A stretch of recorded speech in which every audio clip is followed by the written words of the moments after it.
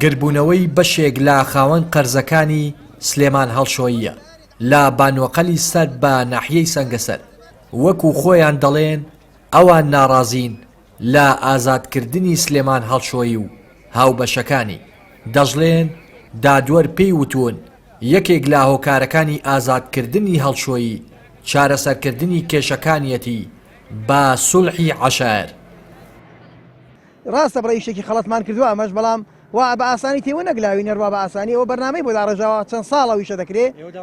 داواکاریمان ئەوەیە، یعنی ئەو کەسانە وەکی هەر دەڵێن بە دادگا پێم وانێ بە دادگا چارەسەر بێ، ئەگەر ئەوانە سبەینە سزای خۆشیان وەربگرن لە دادگا بێنەوەش کۆتایی بە کێشەی عەشایریان نایە و بالەوەی دڵنیابن. بەڕێز جەنابی دادوەر دوێنێ پێرە لای بووین فەرمووی ئەو بۆی ئازاد کراوە کە شمولی ڕەفتی کەفیل دەکا، دوای ئەوەش دەتوانی لەوێ ئەگەر ڕەفتی کەفیل کراوە سولحی عەشایری خۆی بکە، ئەگەر سولحی لەگەڵ ئەو خەڵکی بکە و ناچار بێ و لانی کەم قەرزی خەڵکی بداتەوە. یەک دوو ساڵ بوو لێرەکانە خەڵکی من زۆر ڕەگەڵ کەوت، یعنی خەڵک خزم، ئامۆزا، دۆست، برادر ئەوانەی زۆر ڕەگەڵ کەوتن، یعنی هەر دەفتەری 15 وەرەقە دەدانێ هەدیە بەس بۆ ئەوی خەڵکەکە هەڵخەڵەتێن. بەکڕێنی لەگزز و نەوشە دەهاتن دەیانگو هەدیەی کۆمپانیایە سلێمان هەڵشۆیی دای فڵان کەسی. ئەو خەڵکەش داهاتەکرە من دەیانگو تو کابرایەکی فەقیری کاسپی خۆ دەکەی هۆکارەوە بڵێ دەناو خەڵکەندە فەقیر لێ بڵێ و پارە دەبەدەستی بکە. تا ئێستا هیچ کەسێک فێڵی پێ لە من نەکراوە. بەڵێ ناڕازینە لە ئازاد کراوە بێ سولح ئازاد کراوە بێەوەی جوابی هیچ کەسێک بداتەوە دەڵێ بە کەفارەت ئازاد کراوە.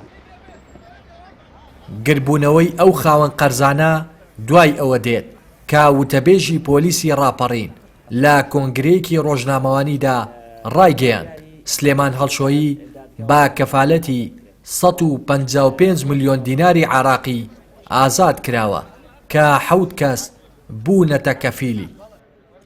سلێمان هەڵشۆیی لە بەرواری 19/6/2022 و تا چەند ڕۆژێک بەر لە ئێستا بڕیاری بۆ دەرچوو لەلایەن دادگاوە کە بە کەفالەت ئازاد بکرێت. لە بەرواری 26/6/2022 کەفالەتەکانی ئامادە کرد کە بڕی کەفالەتەکەی 155 ملیۆن دینار ئازاد کراوە.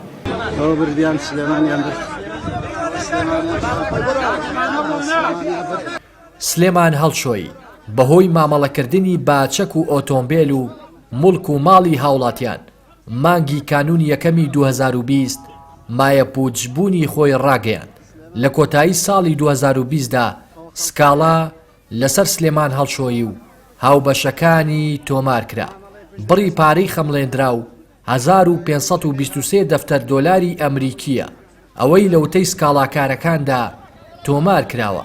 خاوەن قەرزەکانیش دەڵێن لە ئەگەری چارەسەر نەکردنی ئەو کێشەیە بەزووی کێشەی کۆمەڵایەتی گەورەی بەدوادادێت.